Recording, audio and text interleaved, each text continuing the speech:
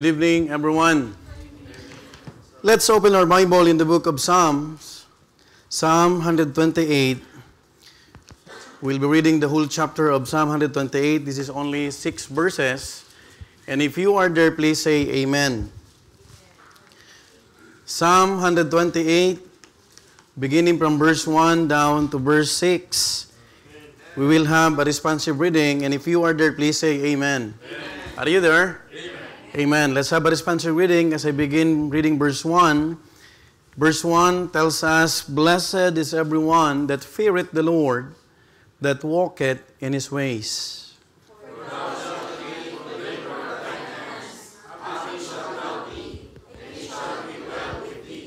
Thy wife shall be as a fruitful vine by the sides of thine house. Thy children like olive plants run about thy table.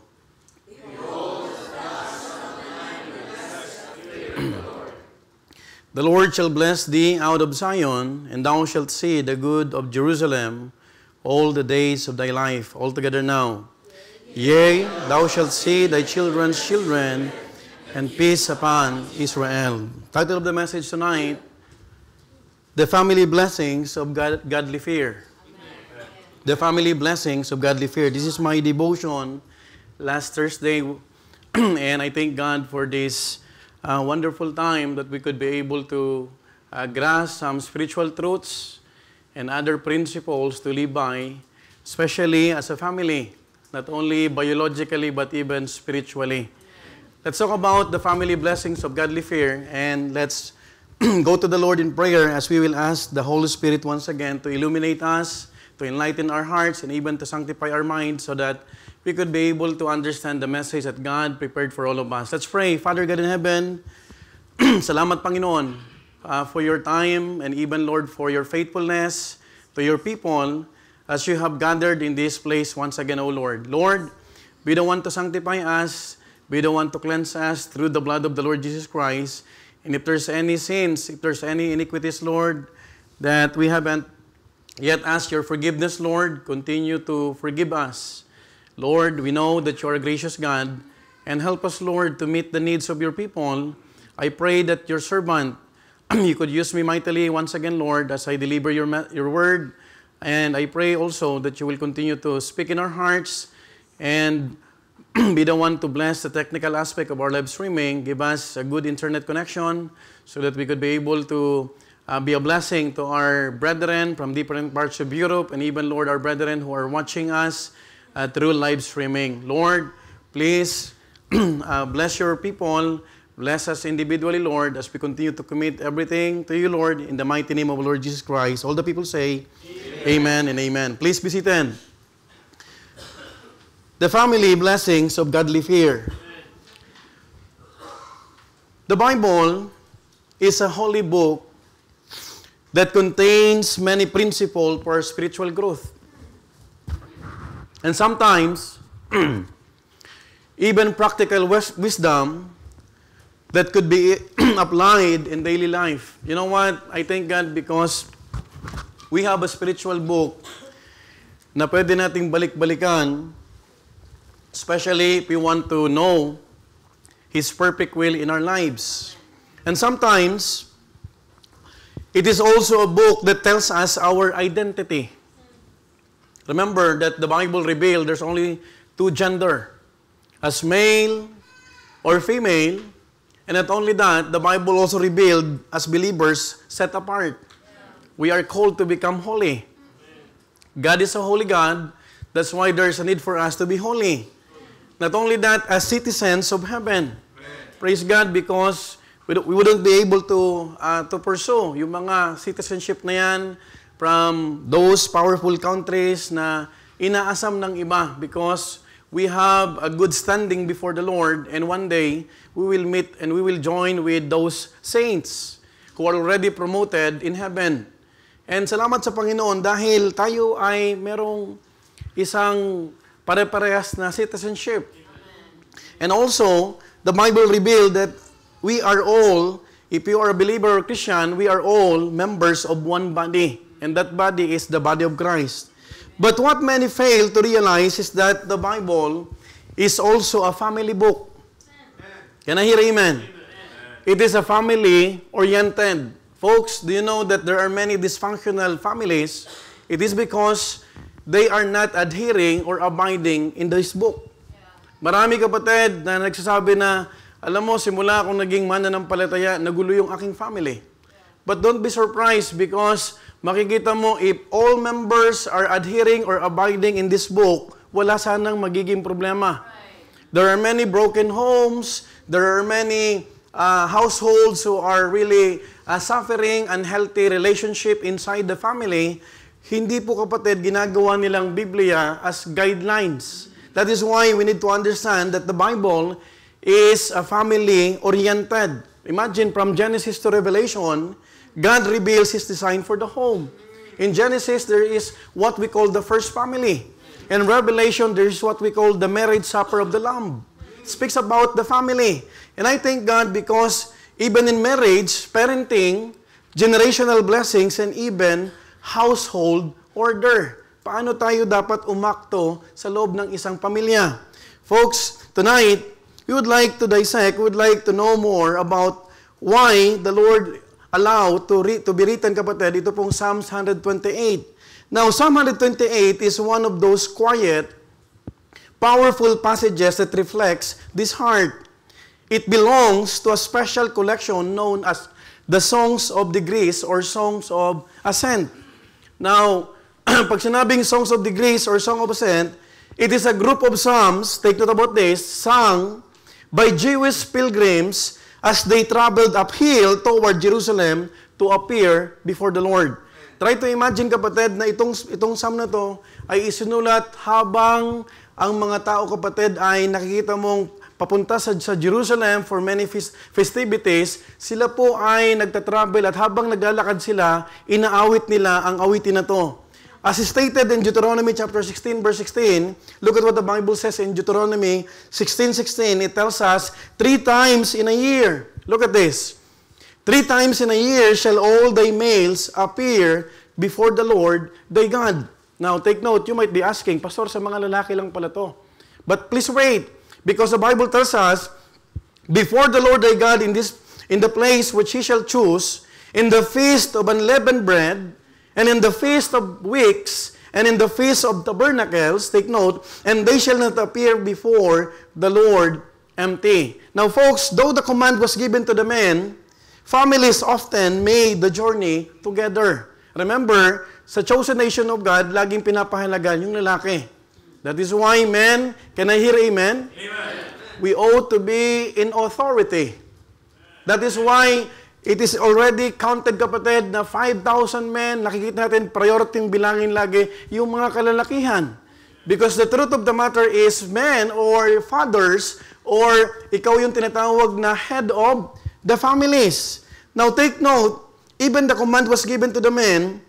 Take note that families often made the journey together, the wives and children joining the pilgrimage, and forming a procession not just of individuals, but of households pursuing the presence of God.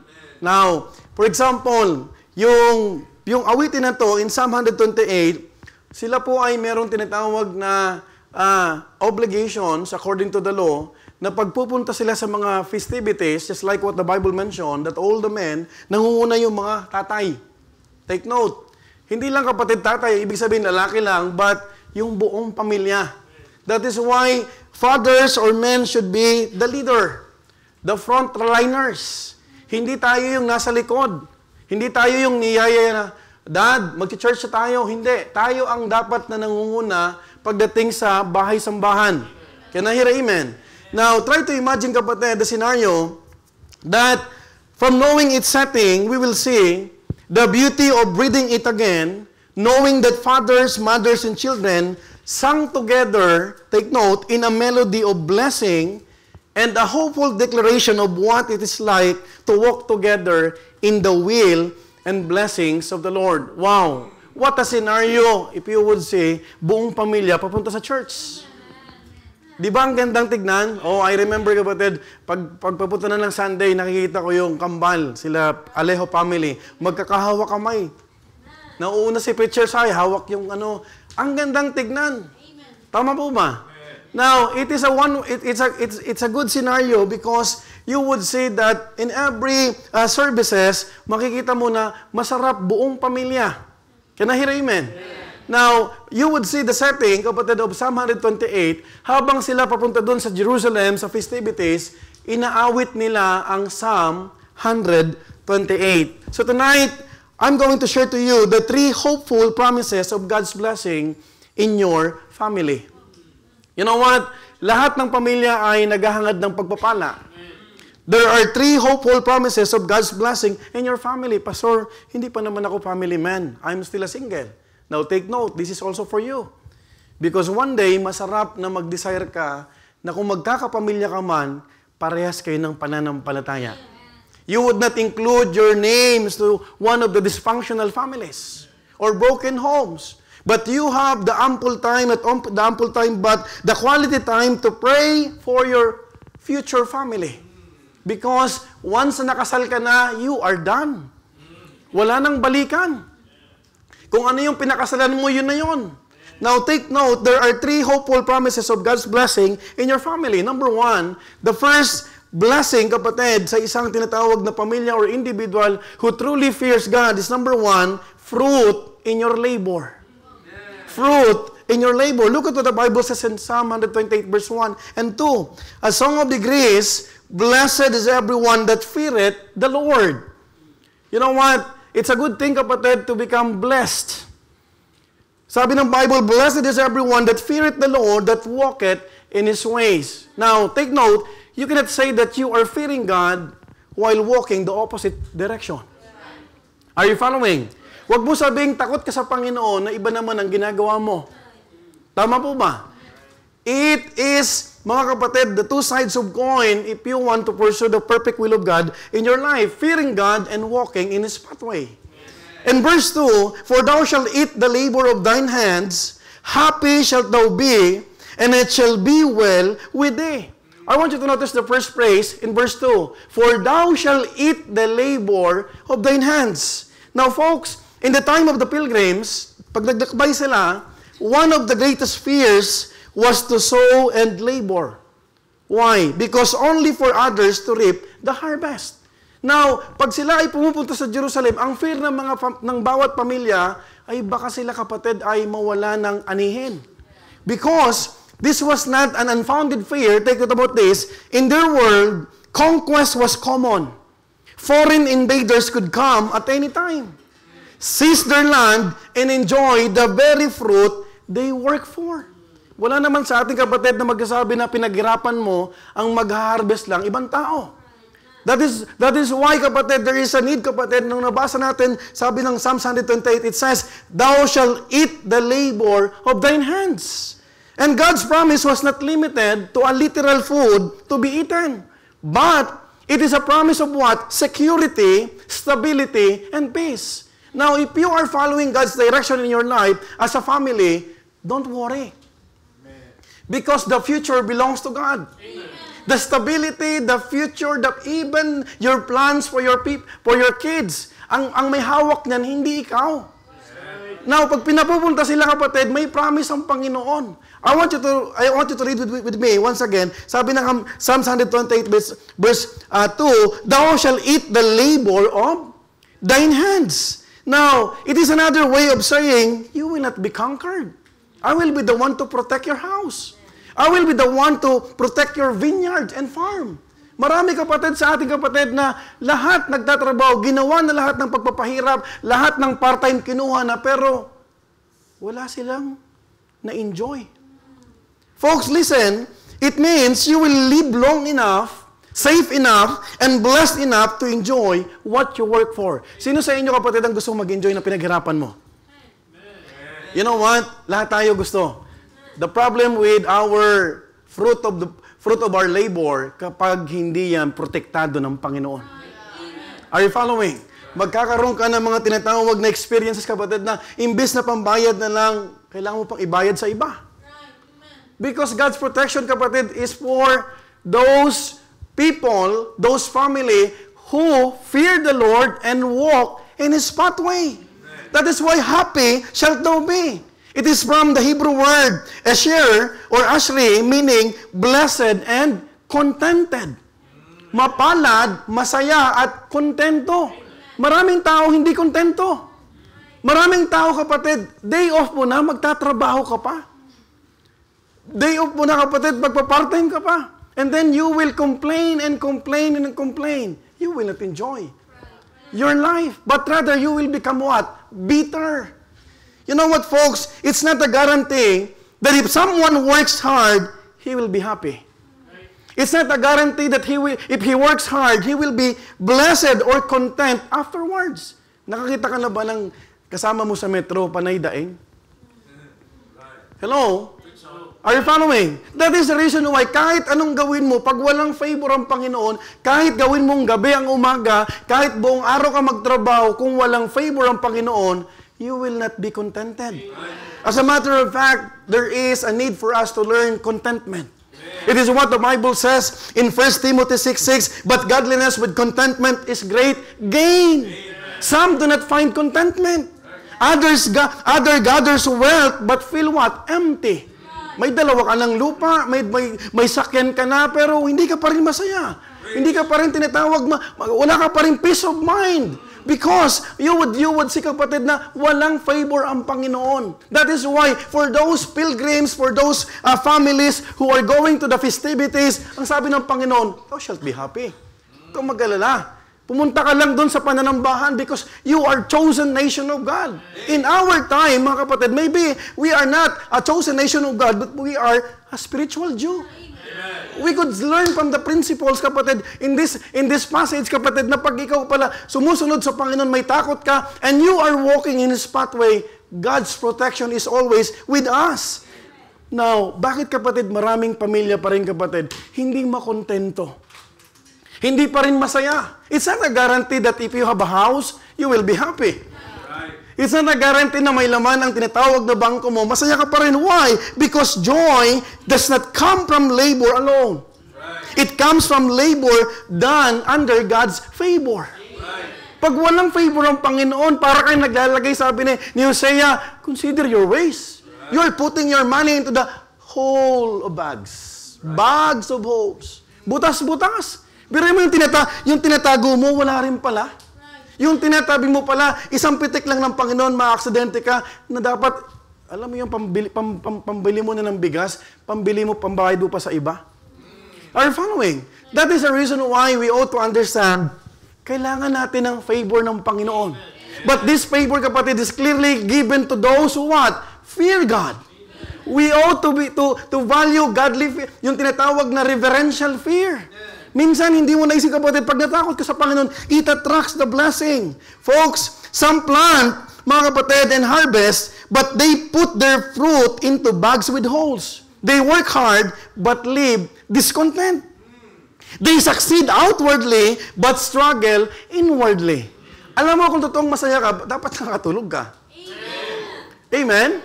Sabi, kapatid, ng iba, walang Panginoon sa buhay, pag marami na akong pera, masaya na ako. That's not true. The truth of the matter is what? Ang totoong kasayahan, ang totoong kaligayahan sa piling ng Panginoon. Kahit isa lang at simpleng ulam lang, kapatid, pagkasama mo ang Panginoon, you will enjoy your life. You will enjoy what you work for. Pero minsan, kapatid, marami, binigay mo na lahat, nagpakaano ka, isang iglap lang, kapatid, malungkot ka pa rin. Ikaw pa yung nawawalan.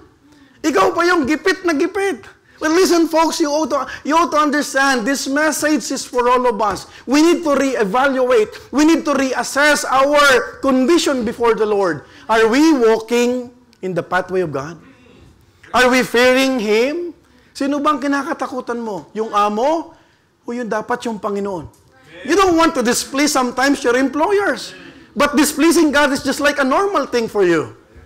Hello? Parang ang hirap mo no, senyora. Kahit no, si senyora. Pero sa Panginoon, parang baliwala sa'yo. Okay lang, hindi umatid ng prayer meeting. Okay lang na hindi ako umatid, kapatid, ng pananambahan kasi senyora to. Let us realign our thinking. Sino ba talaga ang provider? Sino ba talaga ang nagmamaneuver sa pamilya mo?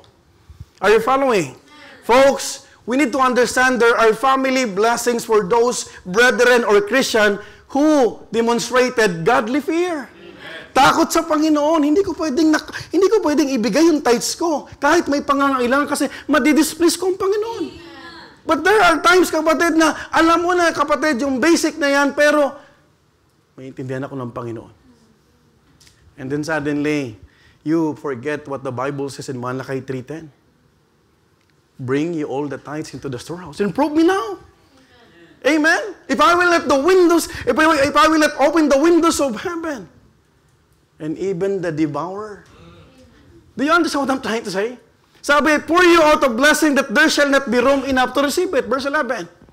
Look at what the Bible says, kapatid. Kung paano pinoproteksyonan ng Panginoon ang bawat natatakot sa Kanya. Hindi yung takot na, ayoko kasi baka ipulpito ako ng Panginoon. God will not do that. Hello? If you are giving just because you don't want to be mentioned in the pulpit, kapatid, hindi naman natin ginagawa yun eh. The truth of the matter is the message is for everyone. Minsan, apektado lang tayo. Si Pastor, lagi akong pinaparinggan. Napaka-special mo naman. Nagagawang kita ng message na ikaw lang para sa'yo. Hindi ba dapat para sa ating lahat to? Are you following? Folks, you ought to understand that only those who fear the Lord and walk in His ways truly enjoy the work of their hands. Sino sa inyo gusto mag-enjoy sa buhay?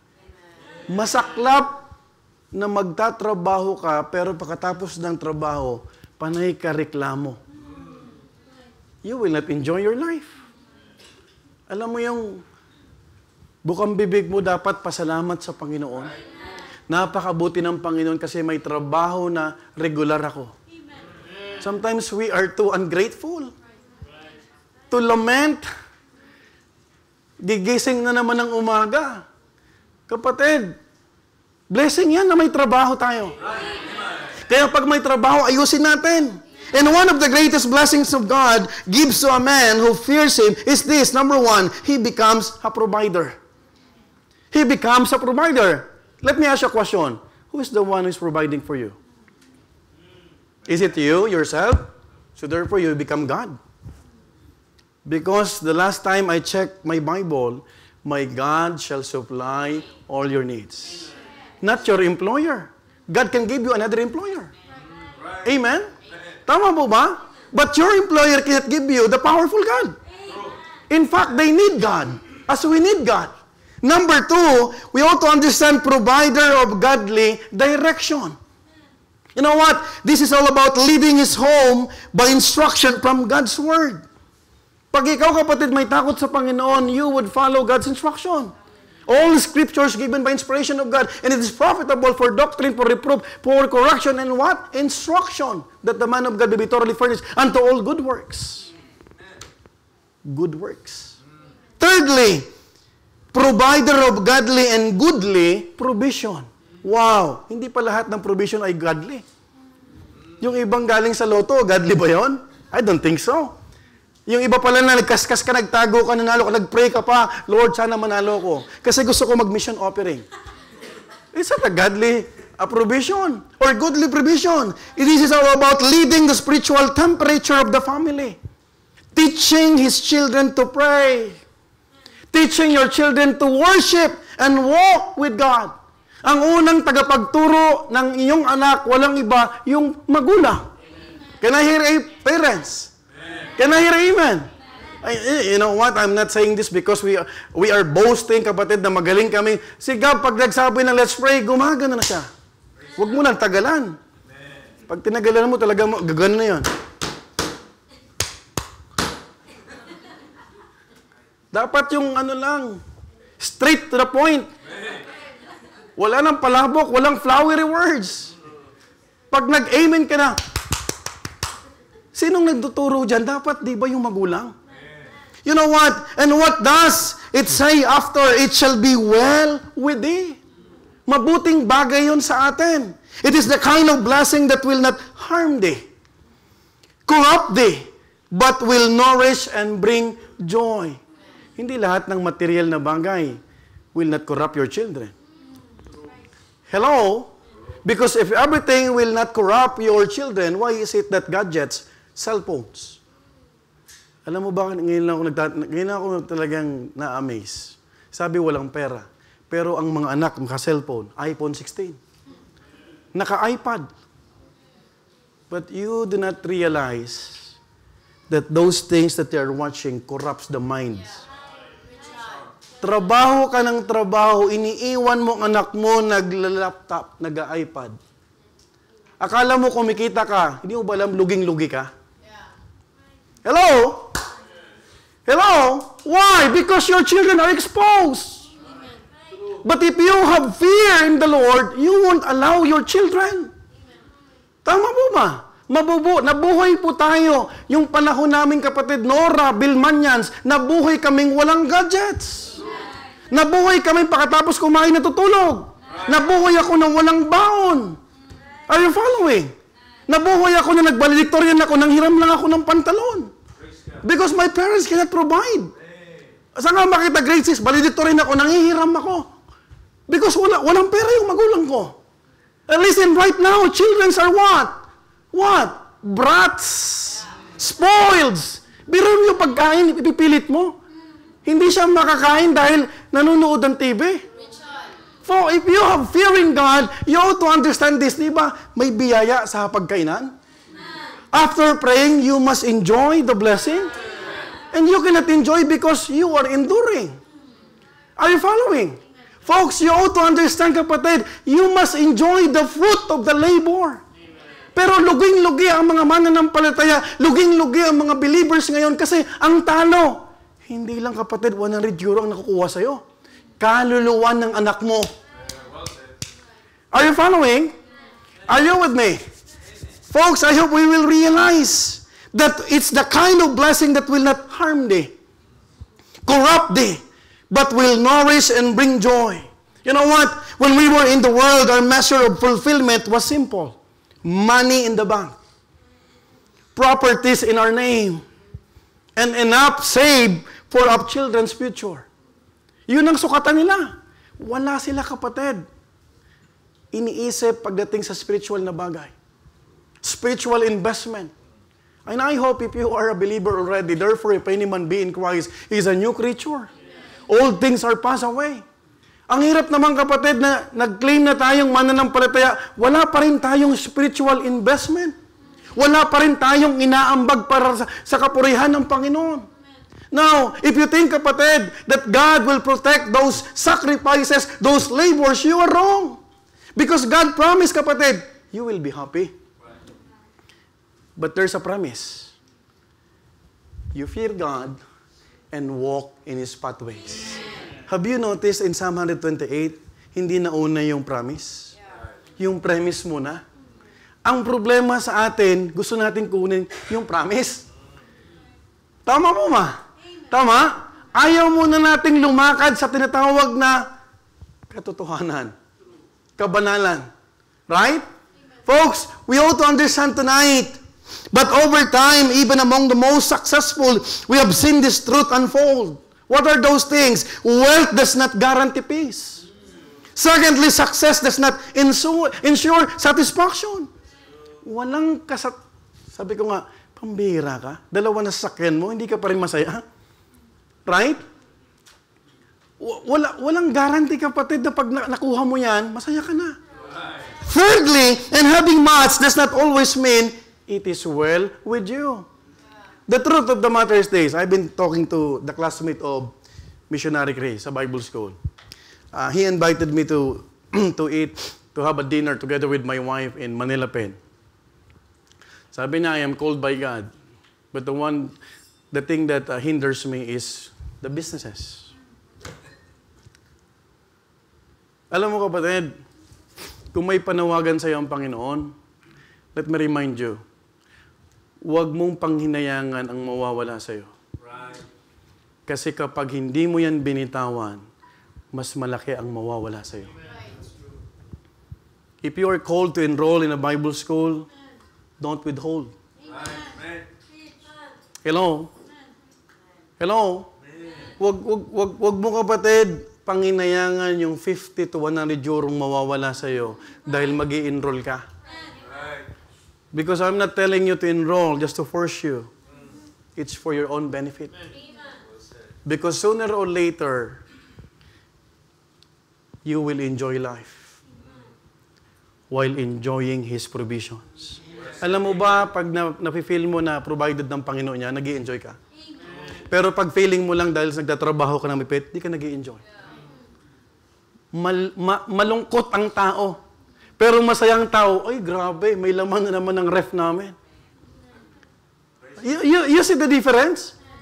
Pero pambira kapatid, pag ikaw ang pinanggagalingan na, sa tingin mo ikaw na nagpo-provide ng pangangailangan mo, wala ka kapatid, peace of mind. Hindi ka makangiti.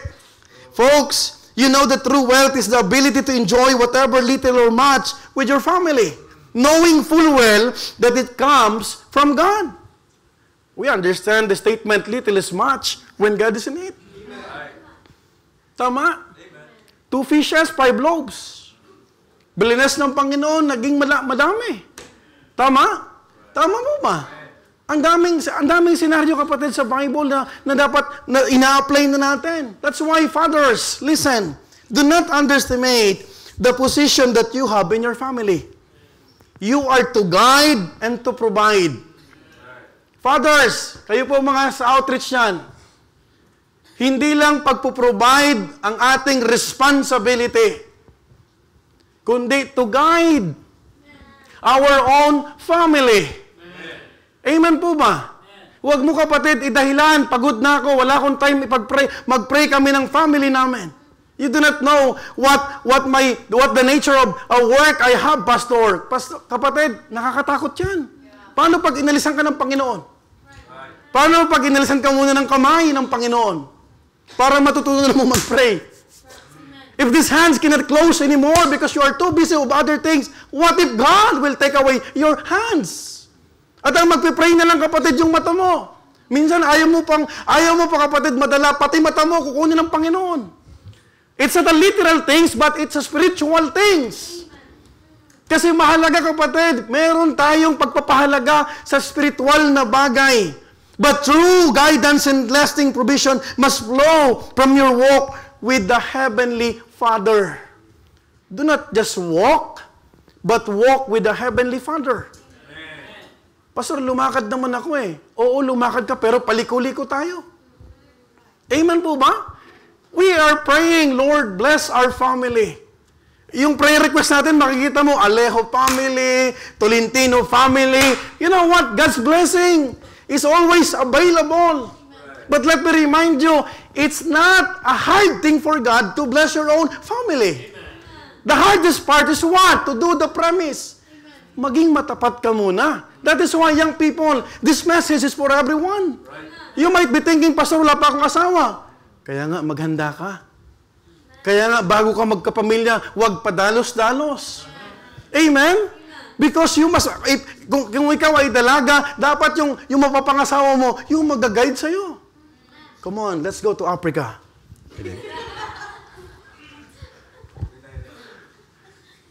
Amen po ba? Hindi yung kapatid, sige na, bahala na kasi wala nang oras. Hello?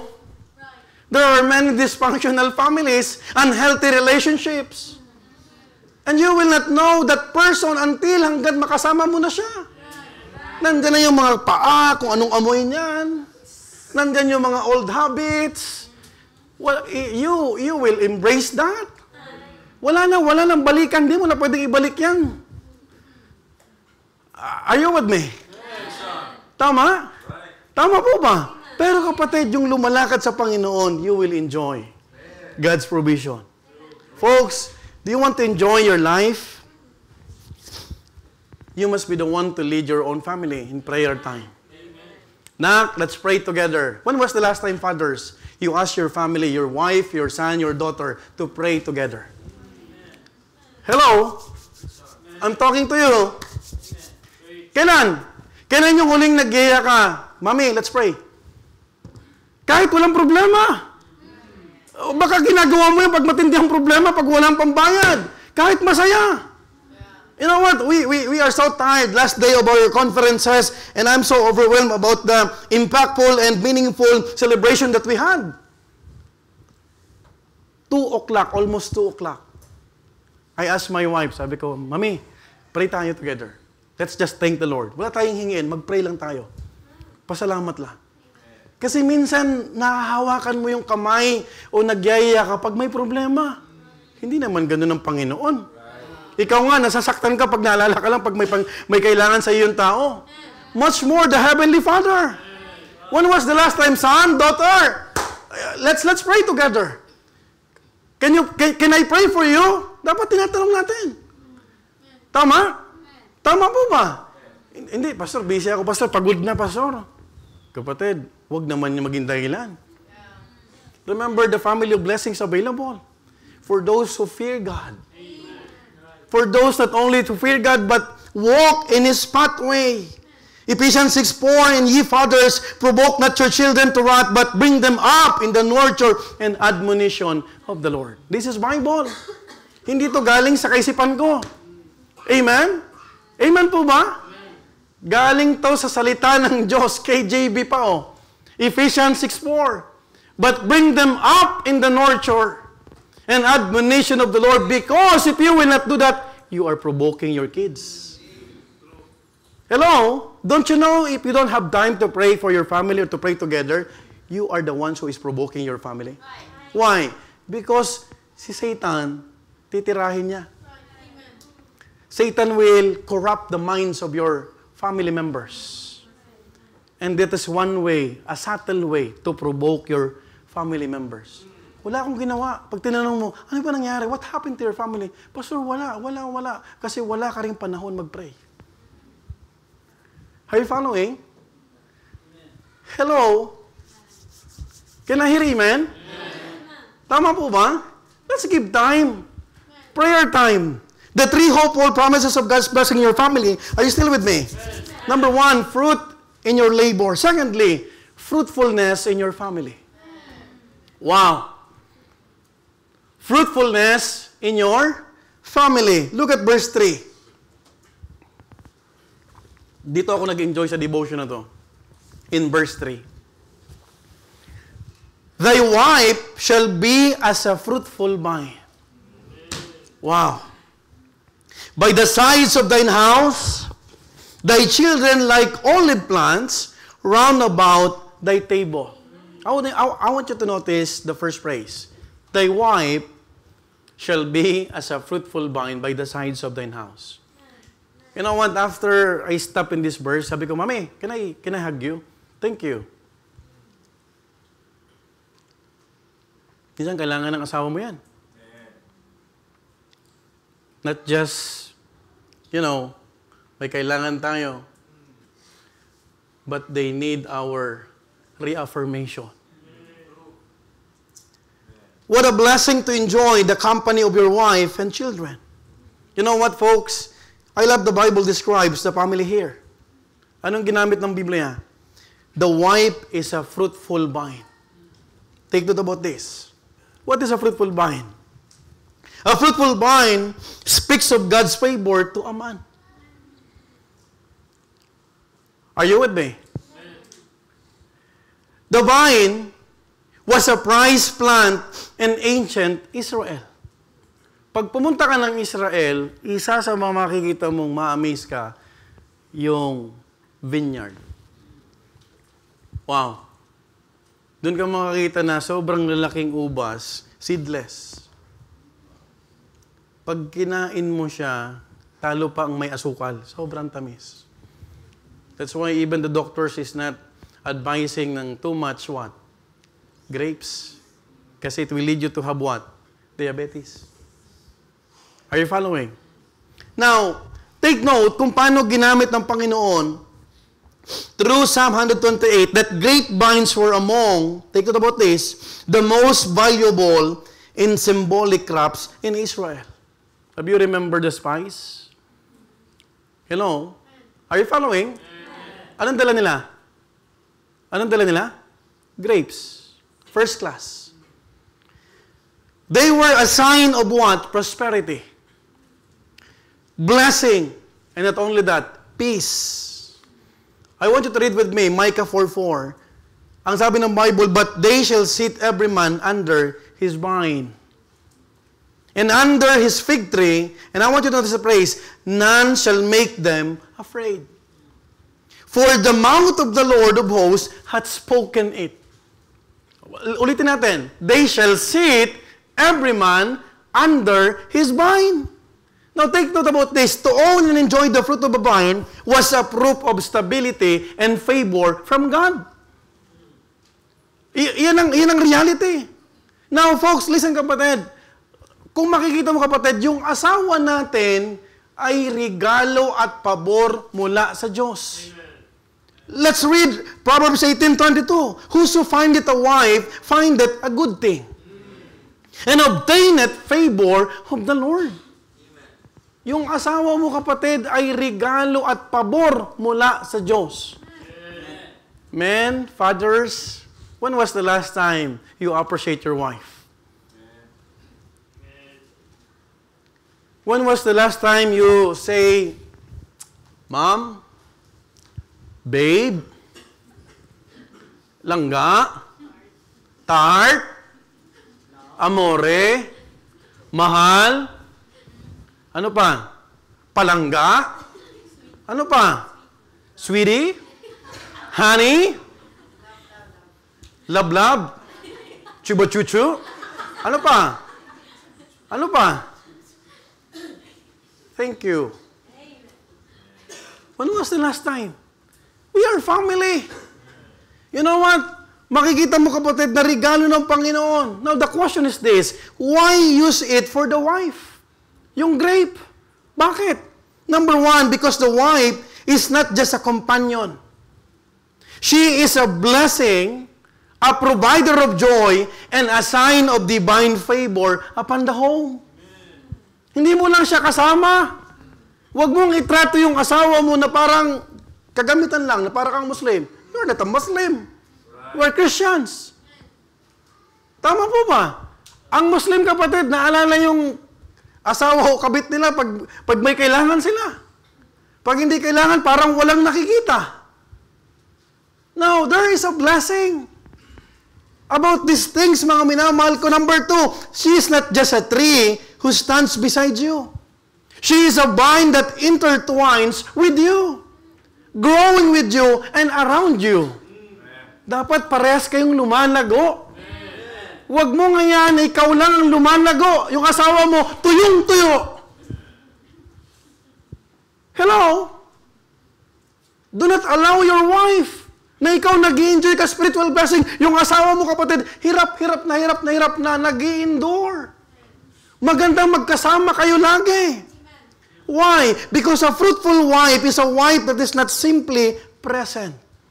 She is involved. She is invested and intertwined. Hindi mo lang siya kapatid kasama, kundi kabigkis mo siya. Ganon dinescribe yung asawa mo. Kung lalago ka man sa spiritual na buhay mo, kasama mo siyang lumalago. Hindi ikaw tumataas ang spirituality, yung asawa mo, hirap na. Are you following? Give and take dapat. Love, hindi ka nakapakinig kanina kasi you're doing the ministry. I will be taking care of this. May mga asawang lalaki kapatid na insensitive. Hala, sige. Amen ang amen. Amen! Yung asawa nag-i-endure na. That is why, folks, listen to me. I've talked. Some of missionaries, umalis yung asawa, iniwanan. Sa mission failed yung sariling asawa. And it really hurts the ministry that God entrusted. You cannot go to the ministry, kapatid, na ikaw lang. Are you following? And don't be surprised, kapatid, yung asawa mo, misang kapatid, yun ang nagiging sa tingin mo hindrances. But listen to this. Have you asked yourself, binigyan mo ba ng value? Tinitignan mo ba yung asawa mo, kapatid, na blessing? Kung hindi, kapatid, baka ang naririnig sa'yo, ikaw, tabil mo talaga. Kapatid, hindi ganun ang pagtrato sa asawa. Hello? How could you teach to other people about loving your own family, about giving value to your wife, if your own wife is suffering with you? That is why there are many dysfunctional, unhealthy relationship nowadays. Why? Because they don't fear God. They are not walking in the pathway of God. That's why there's no blessing. There's no favor. You want favor from the Lord? Unahin mo yung pamilya mo. Huwag ka maging pare sa trabaho mo. Ang galing-galing mo, pero sa sarili mong anak, hindi ka man na makapagbuklat ng isang verse sa kanya. Sometimes we're hypocrite. Galing-galing mo sa iba katrabaho mo. Ay, alam mo, ganito yan eh. You know what? The kenosis, the divine emptying.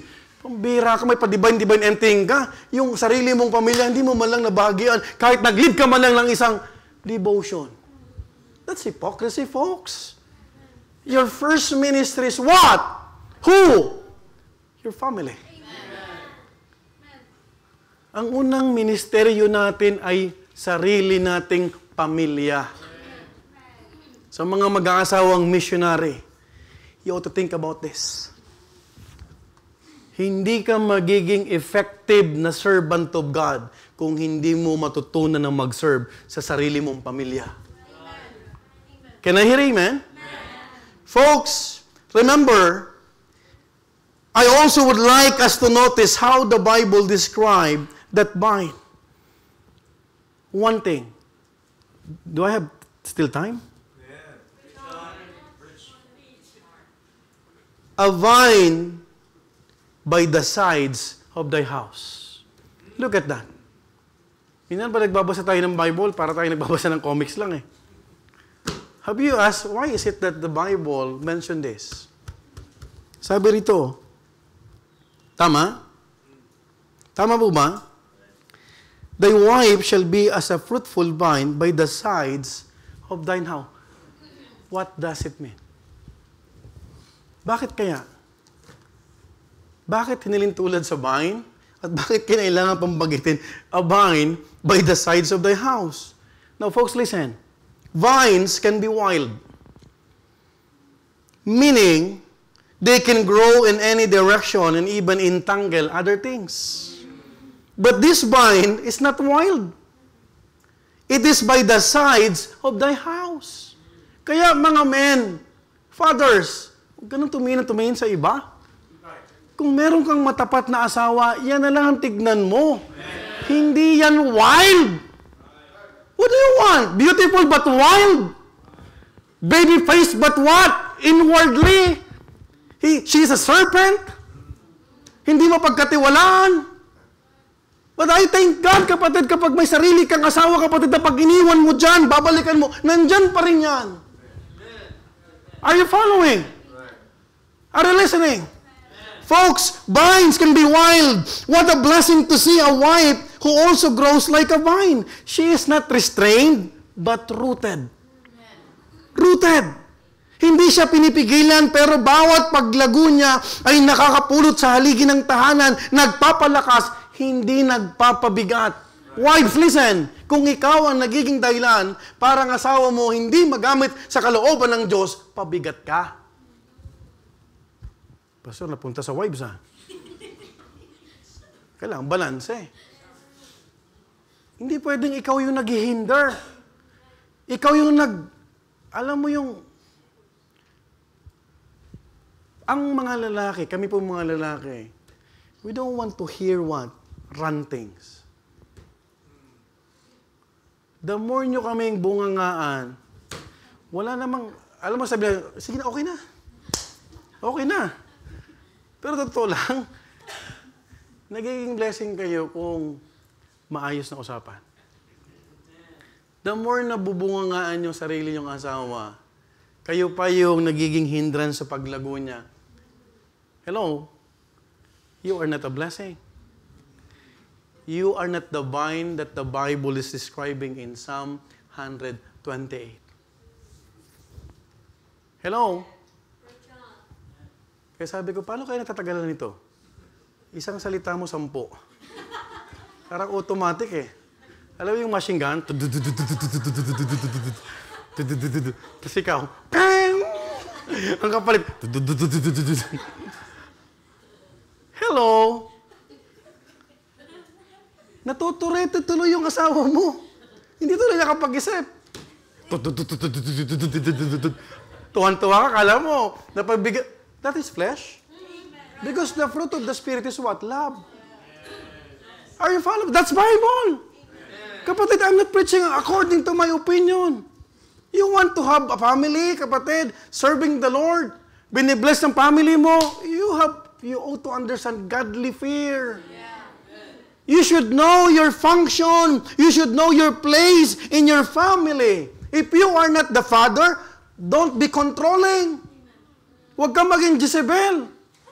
Oh, takot sa akin yung asawa ko, subukan niya. Alam mo kapatid, hindi ginagawang biro yan.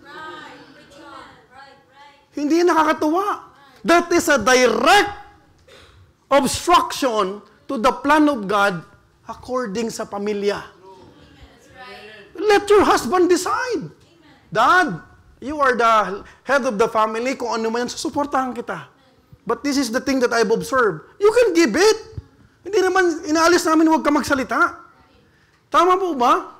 Pero ikaw na magmamaniobra, ikaw na magsusunod. Pag di mo ang ginawa, wala tayong magandang usapan. Wala talaga. Wala talaga.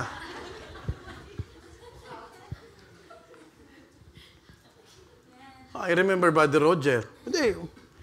Asan yung mag-ina mo? Iniwanan ko, pastor. May dala na yung brioche. Nagbe-brioche na kami sa Brenta pa. Walang linggo na wala akong brioche. Yan ang totoo niyan. Sabi ko, asan yung tagal-tagal nila. I really appreciate Brother Roger. Sabi niya, kasi lang pastor, lahat kayo mahuli. At least ako on time. Maaga. Ay, kapatid, yung media team, kung buhay si Brother Roger, lagi kayong pagalit dyan. Walang alikabok sa media noon.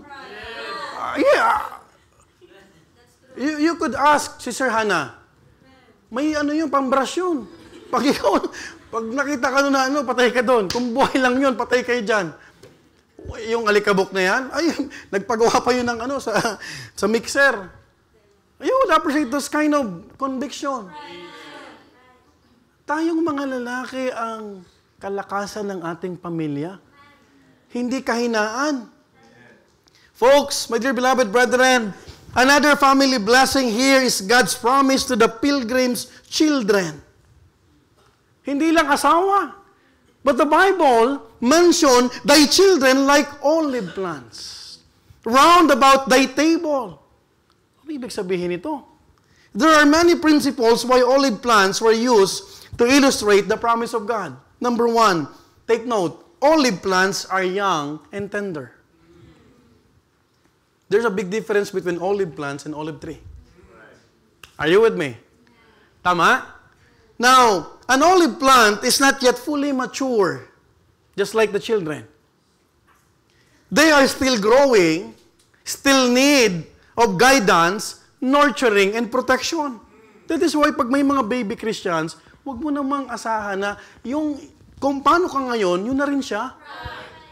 They are tender. Huwag mo pakitaan ng ugali. Ba't siya nakaganyan? Ba't siya late? Kapatid, di ba noon dati, late ka rin? Si pastor, hindi sinisita. Bira ka naman. Wala pa ang isang taon yan. Ibigay mo na yan kay pastor. You are not called to become policemen inside the church. We are called to become witness.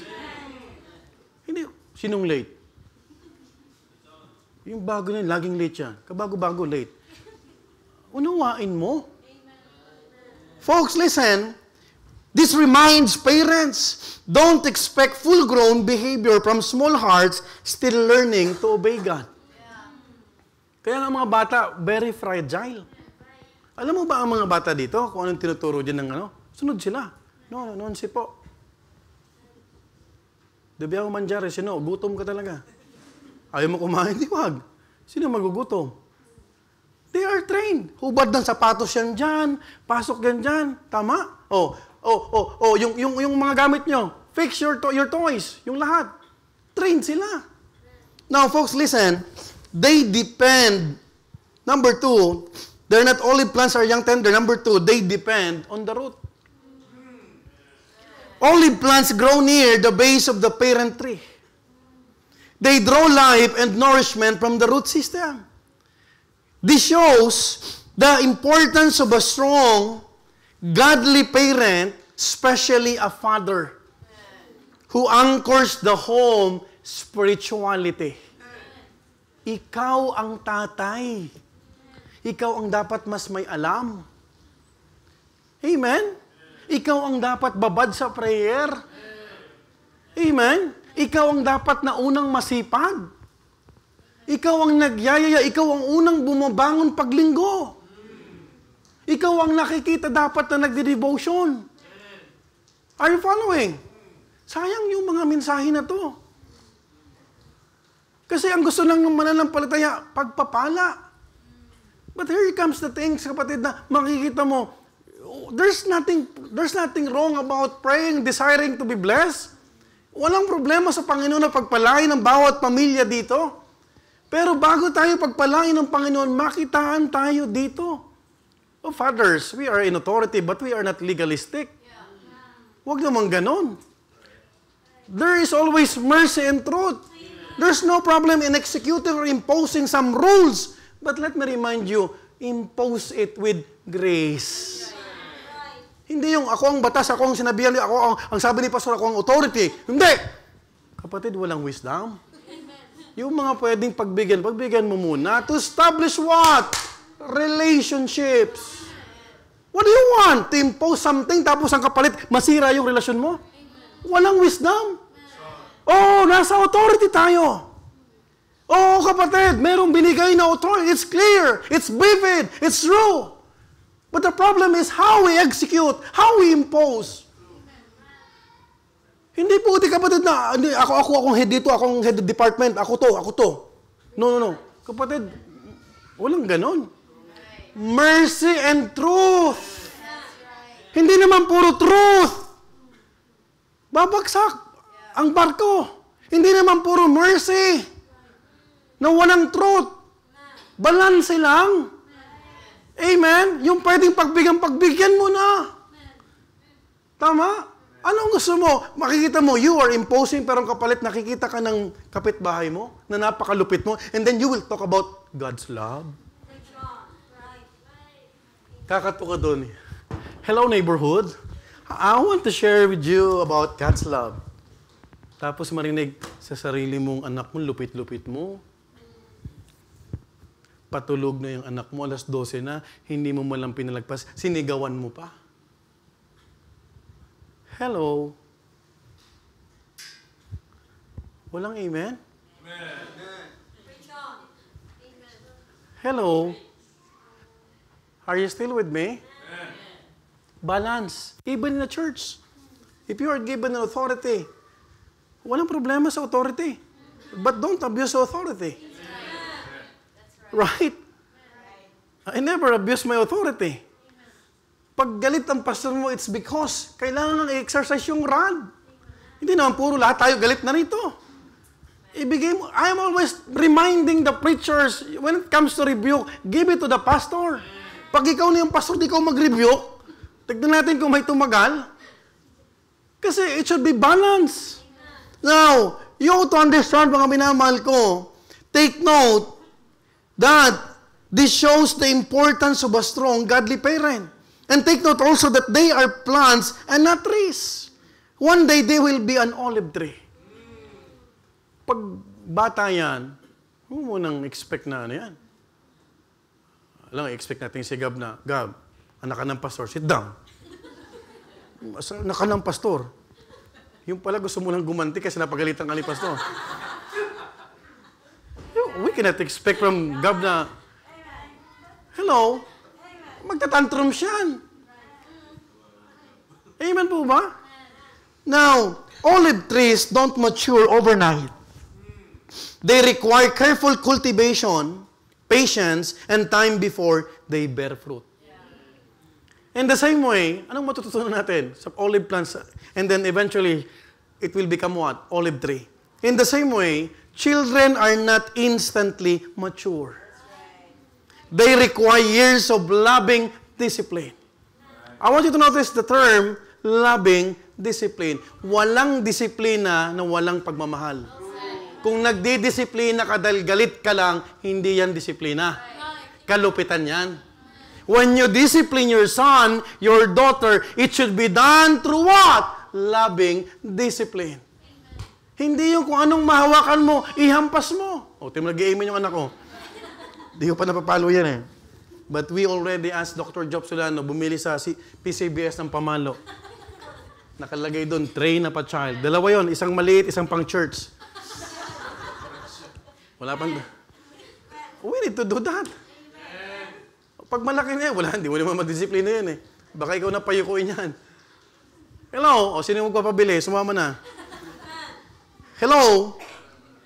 Instruction and example before they grow to full strength. Here's another thing before I close. The blessing is that the olive plants are pictured to be round about thy table. Why is it? Makinig kang mabuti, hindi mo ito makikita sa ChatGPT. This is exposition. Round about thy table.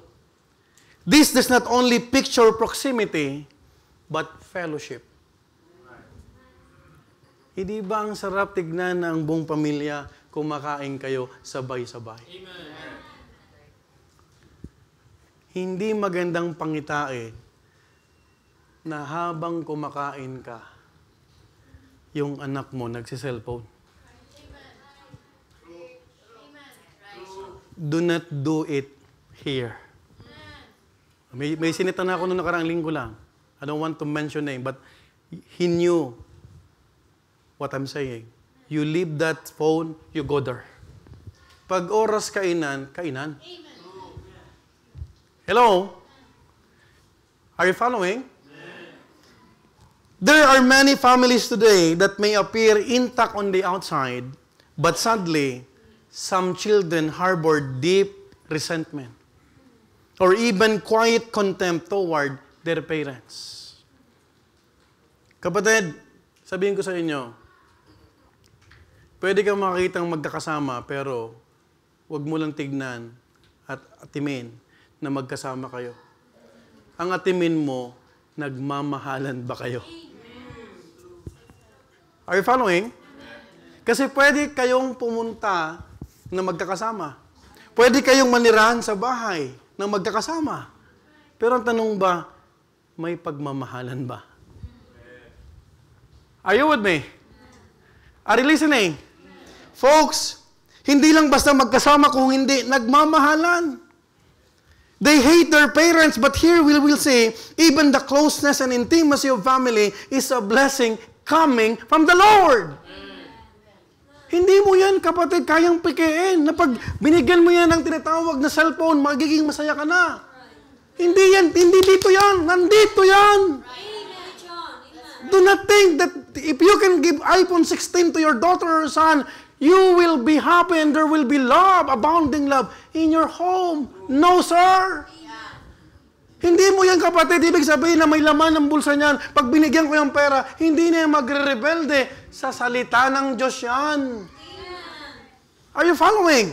This is what the Bible round about thy table. You know what God's best blessing to a family is? A house filled with people. And a table surrounded by love, respect, and fellowship. Ano, saysay na punong-puno ang ref mo. Pero wala kayo pare-parehas ng peace of mind. Doon ako sa sardinas. Gigisahin ko yan. Yayabangan ko pa anak ko, Nak! Daddy will cook for you because I am the best chef. Di ba? But before we will eat, we will pray first. Kaysa ang dami mong hinuhugot, ang daming may aperol ka pa, meron ka pang tinatawag na Coke, meron ka pang tinatawag na ananas or grape juice or any kind of juices, kapatid, pero nagsisigawan kayo sa kainan. It's not good scenario. Are you following? Dapat ang bahay ng Kristiyano punong-puno ng pagmamahalan. A family that not only eats together but enjoy each other's presence. Do you enjoy your company? Pag kasama mo ba yung anak mo, na-enjoy mo pa siya?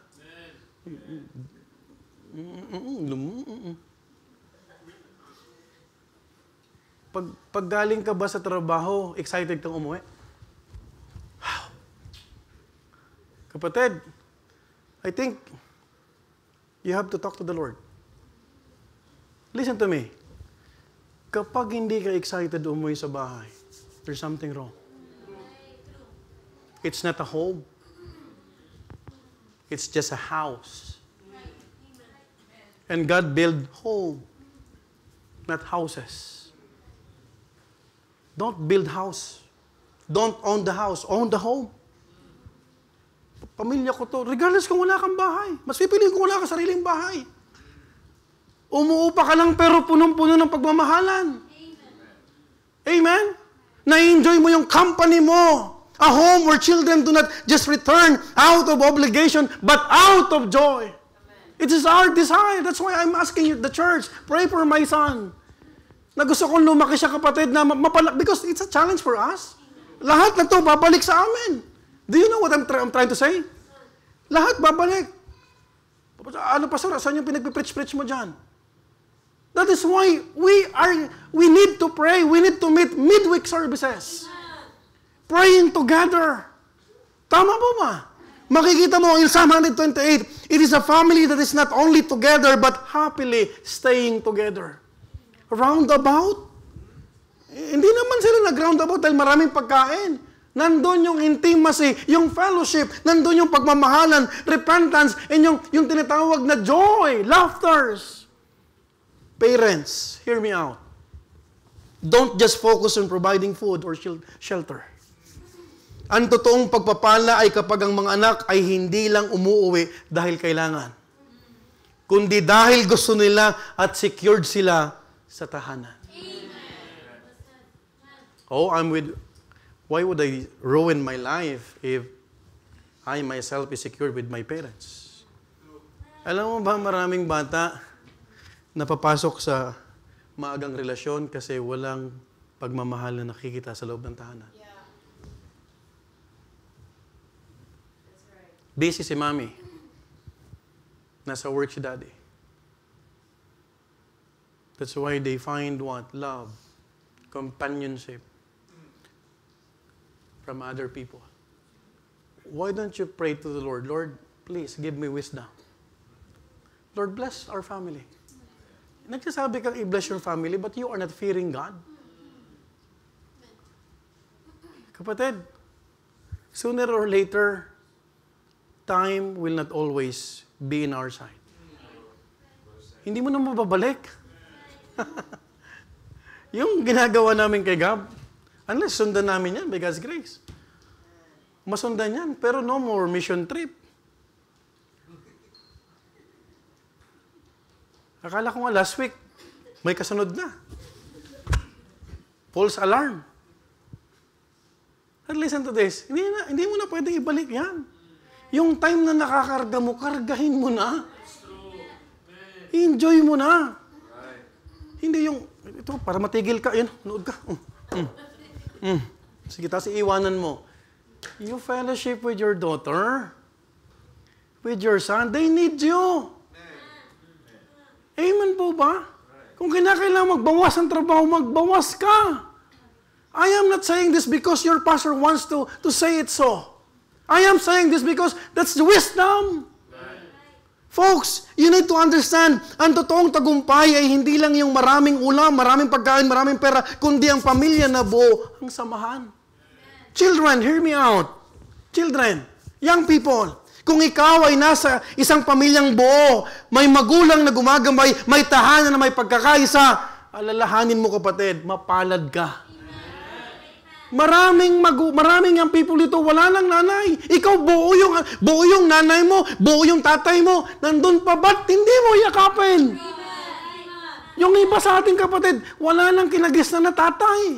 They're longing for a father figure. They're desiring, sana may nanay din ako pag Mother's Day. Ikaw buo yung pamilya mo, kasama mo pa, nagre-rebelde ka pa. Pambihira ka naman. Yung iba, wala nang tatay. Now, let me tell you, sometimes we're product of dysfunctional relationship. Isn't it? But do you know, kapatid, hindi din nagtatapos. Pray for a godly family. Na pag ikaw na ang magpapamilya, you pray hard. Na Lord, I'm so excited about the family that you will entrust to me. Who would have thought after 11 long years, magkakaanak pa kami? Tinanggap ko na eh. I'm getting old. But now we are enjoying. Nakikipagbaka-baka pa ako sa anak ko. Yung iba sa iyo kapatid, have you enjoyed that moment? O wala ka man lang memories. You have memories. Good memories. Amen. Hindi yung ikaw, pasaway ka, matigas ang ulo mo. Puro ganun ang memories ng anak mo. Ni minsan, hindi mo man lang kapatid sinabihan na, I'm proud of you. You are my son. Yun ang dapat marinig ng anak mo. We want godly family.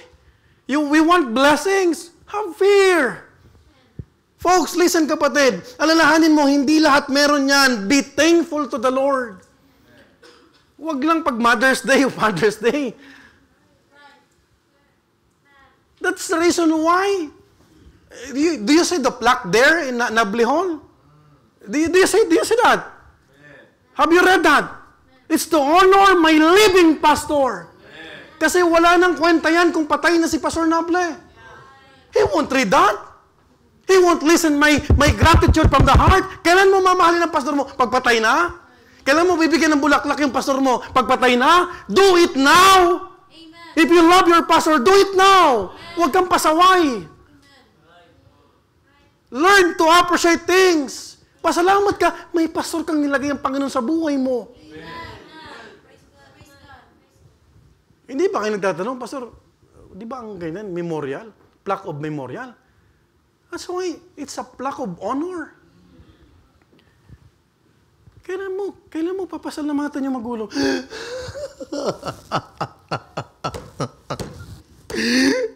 Ibolyo bene, Papa. Pambira nung buhay pa tayo, pasaway ka? Hypocrisy! Kung pwede lang kita itulak din sa hukay, itutulak kita eh. Young people, you ought to listen. Huwag kang mag-aasta-asta na mahal mo, magulang mo na, pasaway ka. Amen. Do it now. Kung nagkamali ka, bangon ka. Wala namang masama. Dad, sorry Dad, but this time, just give me a chance. Pero pag nanghingi ka ng chance, tutuhanin mo. Huwag yung dopyo patya. Minsan yung mga bata ngayon, papaikutin ka eh. That's why you need wisdom. Are you following? So while you still can, be respectful. Young people, be respectful. Nakikinig ka, young people? Can I hear amen? Galangin mo ang magulang mo. There's no such thing as perfect parents. You two are not perfect. Ba't tinanong mo sarili mo na perfect ka? Wala ka nagawang pagkakamali. Lahat tayo may pagkakamali. Just like there's no perfect pastor. And no perfect members also. You do not compare me to Pastor Kent, Pastor Paul Chappell. You do not do that. It's a different person that God placed in your heart, in your life. Do not compare your pastor to other pastors. It's not helpful. It's unhealthy. Sige nga. Gusto mo maging membro sa Katipunan, hindi ka kilala ng pastor mo. Sometimes you are not thinking. Sometimes you do not understand. Maganda pala yung ganitong size kasi may time pa yung pastor na mag-counseling. Kilala ko pa si Sister Nelia, kilala ko pa si Sister Marites, kilala ko pa si Brother Jobe na laging sumasama sa prayer meeting, kilala ko pa si Eliza na mabait yan. You see what I'm trying to, ano? We're not perfect, but we're family. Walang perfecto. Sana iba na lang ang pastor ko. Sana yung kasing bait magsalita ni Pastor Nable. Sure ka? Hindi mo gusto eh. I know my pastor.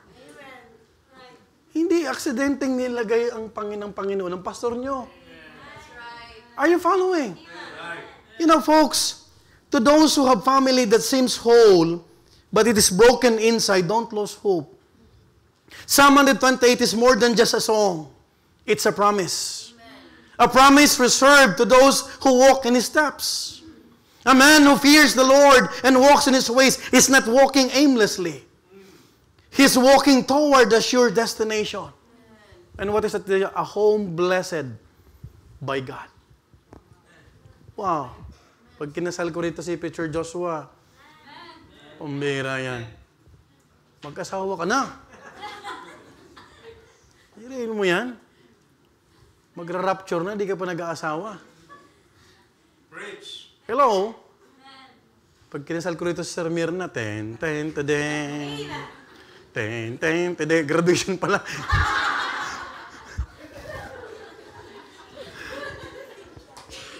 Now listen folks. A godly home is not an address, but a process. It is under constant construction, under God's direction. It's not Bialy Monza number 45. That's my godly home. It's not. It's a process. I don't know what you are experiencing right now. Maybe you're facing turmoil. Maybe there is unhealthy relationship inside your family.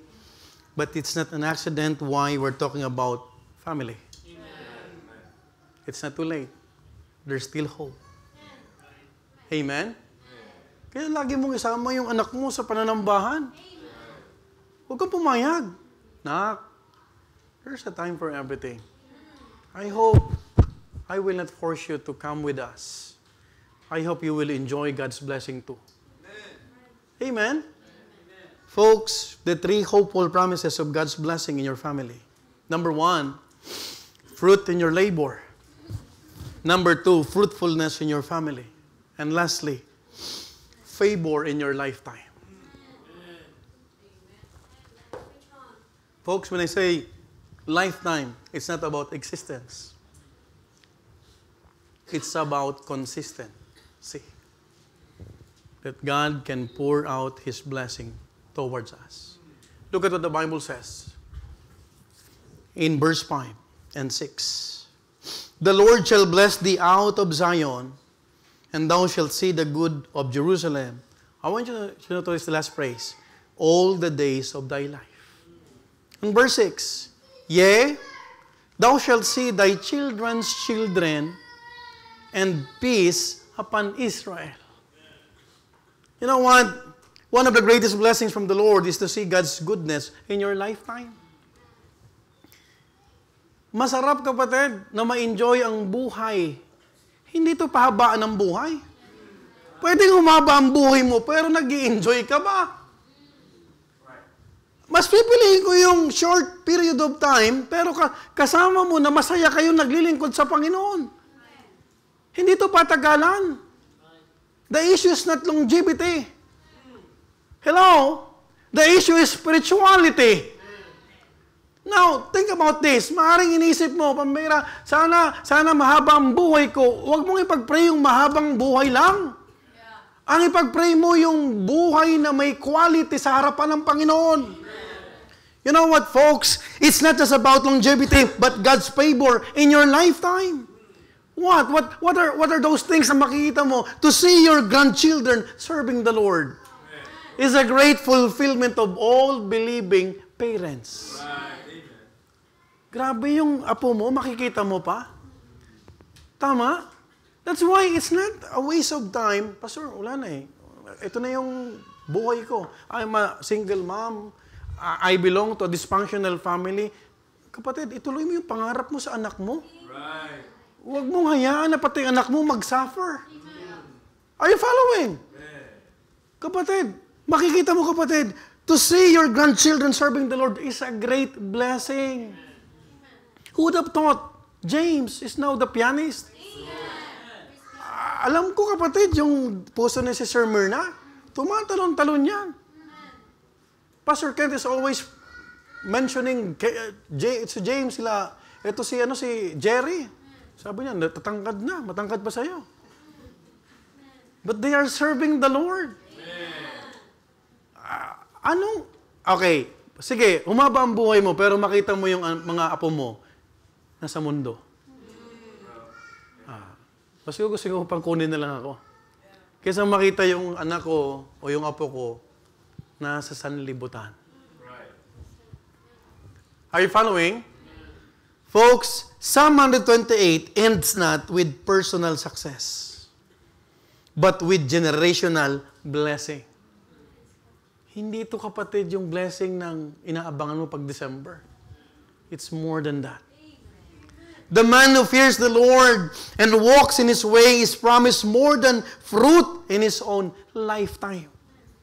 He promised a godly heritage that reaches even to his children's children. Kanya nga, bago ka gumawa ng kasalanan, isipin mo, hindi lang ikaw. Yung asawa mo, yung anak mo, at yung magiging apo mo. What kind of spiritual legacy? Ikakahiya ka ba o ipagmamalaki ka? Hello? Yun ang titignan mo, kapatid ko. 3 generations of godliness. What a blessing! The years that you become faithful are the years that you will cement your spiritual legacy. Hindi ito patagalan sa church. It's not because you are a pioneer, chartered members of this church. Kahit chartered members ka, pero ang paglilingkod mo ay wala na sa lugar. Hindi ka na nag-enjoy. Bali, wala. Do you know that your faithful years are those things that can cement your spiritual legacy? Hindi naman doon nakakatulong yung pagbabackslide mo eh. Hello? On and off ka. Ang aalalahanin at magpapatibay, kapatid, natatandaan ng mga anak mo, yung mga taon na naging matapat ka. Do you know that every man's work shall be made manifest? For a day shall declare it. The wood, the hay, the stubble will be burned. But those true things, kapatid, you will receive a reward. Wala naman yun eh. That's why don't count years. That's why hindi mo pwedeng ipagyabang na ikaw ang nauna ritong membro. Ang ipagyabang mo, Lord, thank you, Lord, kasi hinayaan mo ako, inalaw mo ako maging matapat sa'yo. Are you following? Hindi ito, kapatid, nauna ka.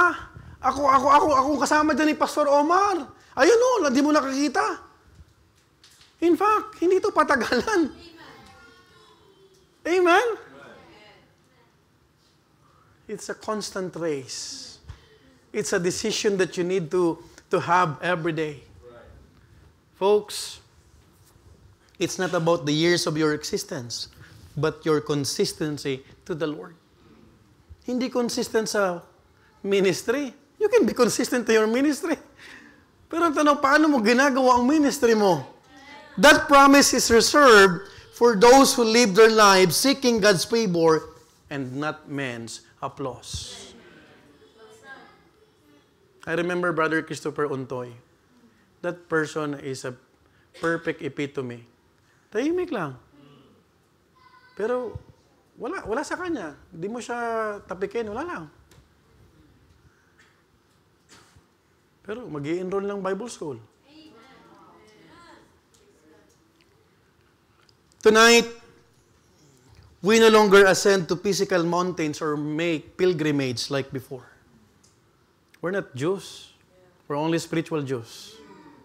But as families, we are certainly climbing toward spiritual maturity together. Sana lumalago tayong lahat. Amen? Amen po ba? There are no more mountains to ascend to as family. But how beautiful it is to see families walking. Not towards Jerusalem, but towards the church as they serve and worship the Lord together. Are you still thankful that you have a church family? The promise is the same to the fathers tonight. Bring your family to the church, and He is the one who will keep your family. Folks, Question is, would you like to pray for God's blessing for your family? Let's all stand up. Heads be bowed, eyes are closed. Father God in heaven,